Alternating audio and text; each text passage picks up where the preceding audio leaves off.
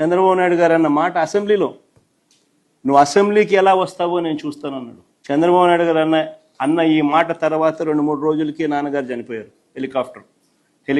Helicopter accident. విన్నారు కదండి జగన్మోహన్ రెడ్డి ఏ రకంగా నటిస్తున్నాడో. అమాయకమైన ఫేస్ పెట్టుకొని ఎవరైనా ఫస్ట్ టైం వింటే కనుక నిజమే కదా జగన్మోహన్ రెడ్డి చెప్పింది అని అంటారు.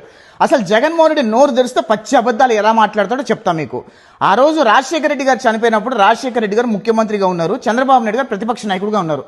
అసెంబ్లీలో ప్రతిపక్ష నాయకుడుగా ఉన్న హోదాలో చంద్రబాబు నాయుడు గారు నిన్ను ఇంకోసారి ప్రజలు గెలిపించరు, నువ్వు అసెంబ్లీకి రానియకుండా మేము పోరాడతామని అన్న మాటకి ఇప్పుడు జగన్మోహన్ రెడ్డి తిమ్మిన్ బొమ్మిన్ చేసేసి ఏదో చంద్రబాబు నాయుడు గారు అన్నంత వరకే రాజశేఖర రెడ్డి గారు చనిపోయారు హెలికాప్టర్లో అని అర్థం వచ్చేలా మాట్లాడుతున్నాడు.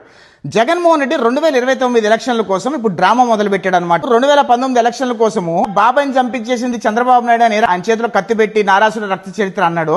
ఇప్పుడు 2029 ఎలక్షన్లు కూడా రాజశేఖర రెడ్డి గారిని చంపించేసింది చంద్రబాబు నాయుడు అని చెప్పి ప్రజలు నమ్మించే ప్రయత్నం చేస్తున్నాడు జగన్మోహన్ రెడ్డి. రాజశేఖర రెడ్డి గారు చనిపోతే ఆయన శవం దగ్గర ప్రతి ఎమ్మెల్యేలతో సంతకం పెట్టించుకొని ఆయన ముఖ్యమంత్రి అయిపోవాలని ప్రయత్నం చేసిన వ్యక్తి సోనియా గాంధీ గారి కాళ్ళ మీద పడితే నువ్వు ముఖ్యమంత్రికి అర్హుడువే కాదు, నువ్వు నర్రూప రాక్షసుడివే అని చెప్తే ఆ రోజు సోనియా గాంధీకి ఎదురు తిరిగి సోనియా గాంధీయే రాజశేఖర రెడ్డి గారిని చంపేసింది అని అన్నారు.